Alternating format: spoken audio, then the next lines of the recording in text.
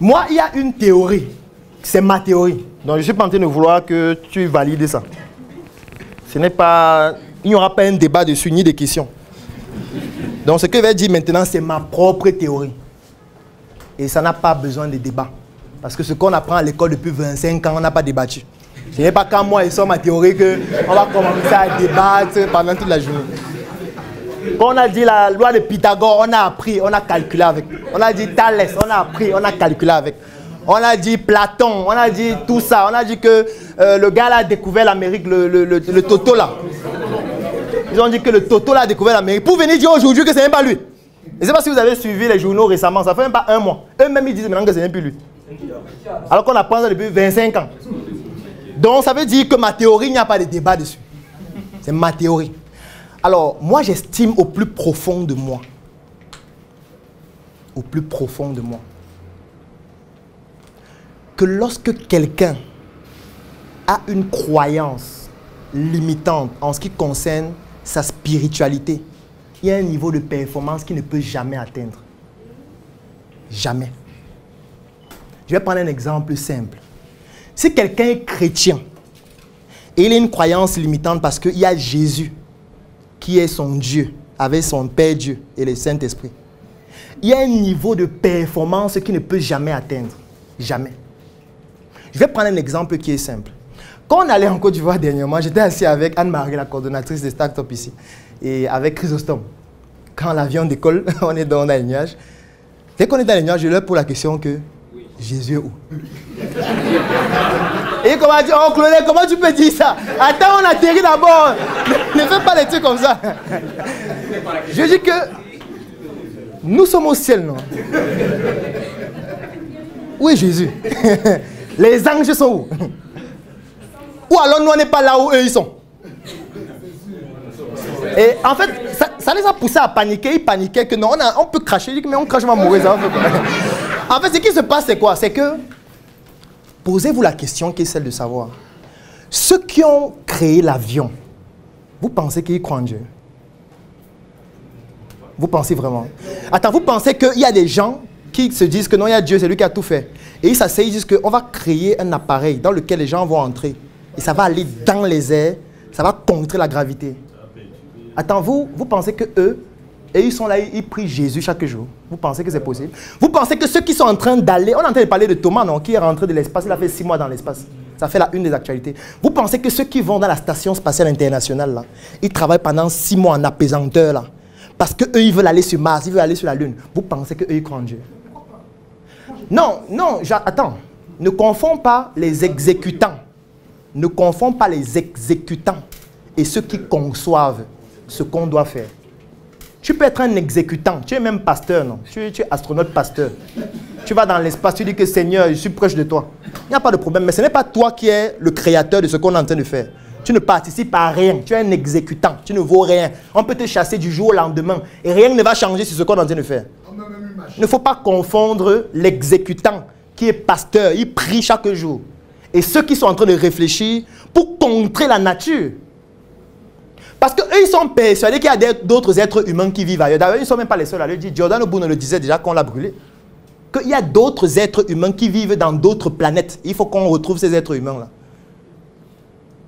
Vous pensez que les gens qui veulent aller vivre sur Mars, comme SpaceX, c'est une entreprise qui est formalisée, dont l'objectif, c'est de conquérir Mars avant 2050. Vous pensez que ceux qui travaillent là-bas, ils sont en train de dire qu'il y a Dieu qui est là, Jésus qui est là, qui va nous sauver?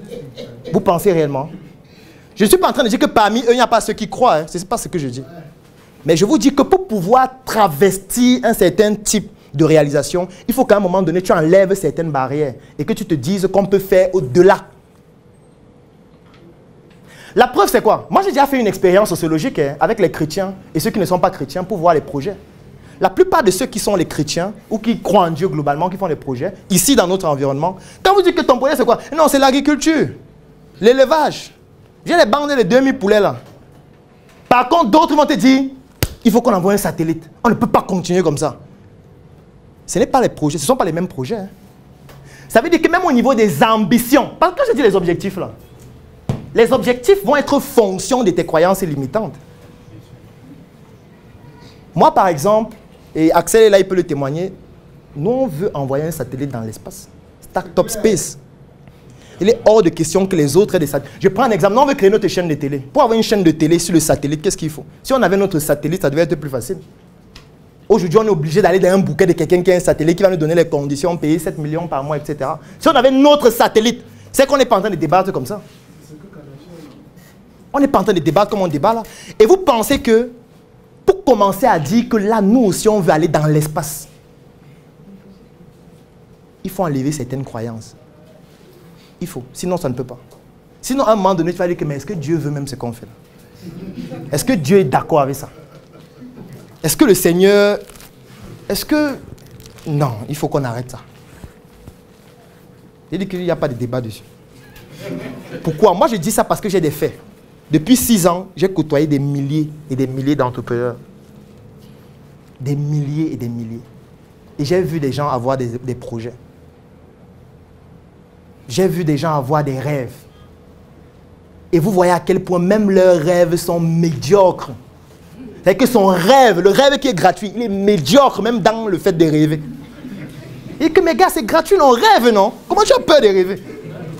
Tu dis que ton projet là, tu comptes gagner combien cette année? Il dit que gars, si il fait même 700 000, 700 000 en un an, tu vas vivre comment? Ça veut dire que tu ne vas jamais avoir une voiture luxueuse, par exemple. Il dit que non, la voiture, c'est bien intéressant. Il dit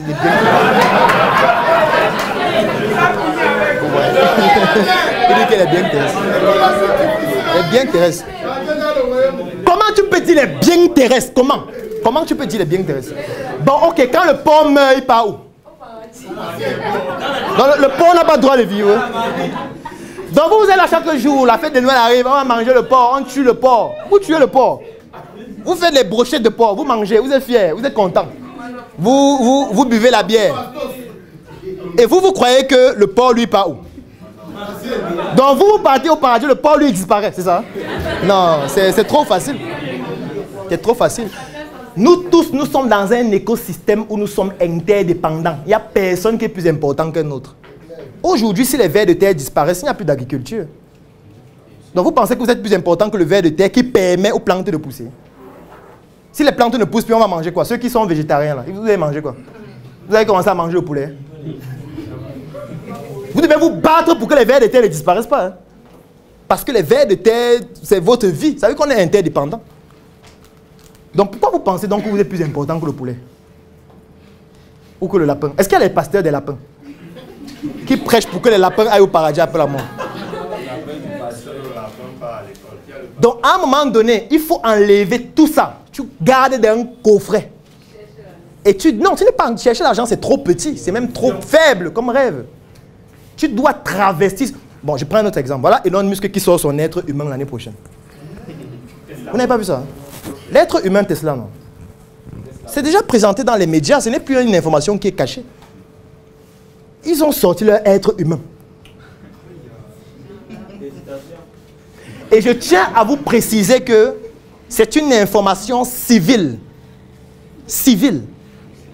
Parce que les informations, ou plutôt les innovations technologiques militaires sont toujours beaucoup plus avancées que les évolutions civiles. Les évolutions militaires, on ne communique pas dessus. Donc, ce qu'ils sont en train de présenter aux civils actuellement, en réalité, ils sont déjà plus avancés que ça. Et nous, on est en train de dire qu'on a les bandes de 200 poulets. Les bandes de 200 poulets, c'est quoi? Je ne suis pas en train de dire qu'il ne faut plus faire les poulets. Mais les bandes de 200 poulets.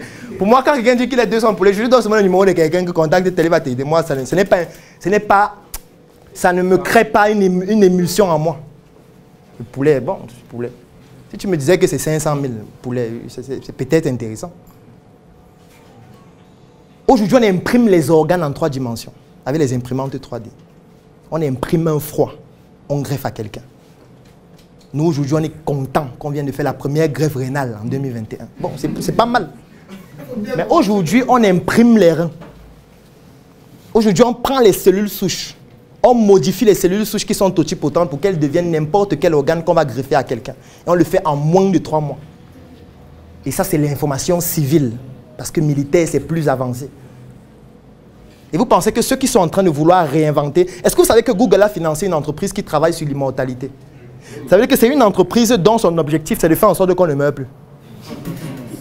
Et qui est financée en milliards de dollars. Je ne suis pas en train de parler d'une entreprise qui a 2 millions de chiffre d'affaires. Une entreprise qui travaille seulement pour qu'on ne meure plus. Il y a un neurochirurgien italien qui est en train de faire une prouesse. Il est en train de faire la greffe de la tête. Et comme la déontologie médicale en Europe ne permet pas de le faire, il est en train de le faire en Chine. Il a déjà réussi ça chez les chiens. C'est-à-dire qu'il a pris 2 chiens, il a coupé leur tête, il a changé de tête. Les chiens là fonctionnent avec la tête de l'autre. Il est en train de faire ça avec l'être humain maintenant en Chine. Il y a d'autres personnes qui ont un traumatisme. C'est-à-dire qu'ils ont été victimes d'un accident de la voie publique. Et pendant l'accident de la voie publique, ils ont perdu la tête. Mais le corps est bien. Son objectif, c'est de prendre la tête là et de mettre sur l'autre corps. Vous pouvez aller faire des recherches dessus. Ils sont en train de le faire déjà. Et ça, c'est l'information civile. Vous pensez que quelqu'un qui fait ça, il croit en Jésus, en Mohamed? Non. Il ne croit pas en ça. Il ne peut pas. Il ne peut pas. Il ne croit pas en ça. Il veut montrer que Jésus, il va faire plus que Jésus. Il va faire ce que Jésus n'a pas réussi à faire. C'est ça qu'ils sont en train de vouloir démontrer. C'est ça qu'ils veulent démontrer. Donc après, eux ils disent qu'ils sont Dieu, toi tu dis qu'ils défient Dieu. Il y a une religion qui s'appelle le scientisme où Dieu c'est la science. La scientologie. Leur Dieu c'est la science. Il n'y a pas de Jésus là-bas, il n'y a pas Marie.